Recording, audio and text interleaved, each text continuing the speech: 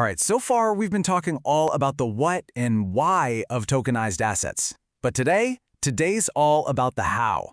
We're going to get super practical and break down the exact steps you can take to actually start investing in this stuff. So let's just dive right in. Let me just ask you something. What if you, yes you, could own a piece of a high-value apartment building for, say, $100? Sounds kind of nuts, right? Almost impossible. Well, that's the core promise of tokenization, and we're about to pull back the curtain and show you exactly how it works. And this chart, it really says it all, doesn't it? Think about the old way of doing things. You wanted to invest in real estate, you needed a ton of cash, your money was tied up for ages, and oh my gosh, the paperwork, mountains of it. Tokenization just flips that script completely. It makes those same investments accessible to pretty much everyone. You can trade them, and it's all simple and digital. Okay, so you're sold on the idea, but where on earth do we even start? Well, step one, and this is the big one, is choosing your platform.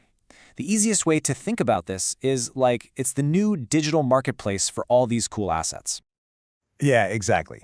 And don't let the tech lingo scare you off. At the end of the day, a platform is just the 21st century version of a marketplace or a broker. It's the one-stop shop, that central hub where you're going to find, buy, and manage all your tokenized investments. Simple as that.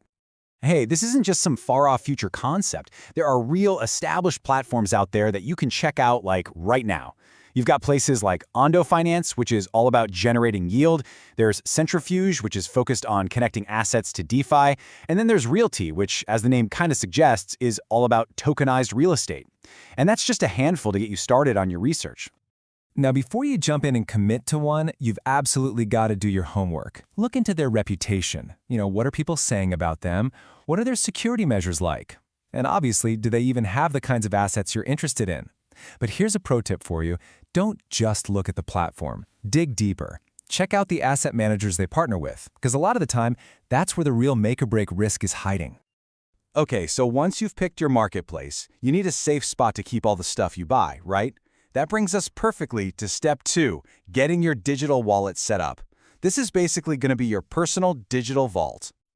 So, what is a digital wallet? Well, in this world, it's just a secure app that holds your tokens. It's the thing that gives you that rock-solid cryptographic proof that you and nobody else own your piece of that asset. And here's the best way to think about it, just to make it stick. If the platform is the store, your wallet is your personal, super secure, safe deposit box. It's where you keep the digital deeds to everything you own. Pretty cool, right? Now, there is one little hurdle you'll have to jump through. It's called Know Your Customer, or KYC. Basically, to follow all the financial rules, these platforms need to know who you are. It's no big deal, honestly. Just think of it like the same ID check you'd do to open a regular old bank account. All right, all the setup work is done. Now we get to the really fun part. Step 3, buying your very first token and becoming a real, honest-to-goodness fractional owner of a real-world asset. This is where it gets real. And you know what? The process itself is going to feel super familiar. It's a lot like online shopping. You just browse through the available assets, find something that catches your eye, and then you buy it. And most platforms are flexible. You can usually pay with crypto or with good old-fashioned fiat currency, like dollars. And this right here, this is the real game changer. For decades, the biggest thing stopping regular people from investing in, say, a commercial building was the insane upfront cost. Fractional ownership just blows that barrier to bits. It lets you get started with a way smaller, totally manageable amount of money.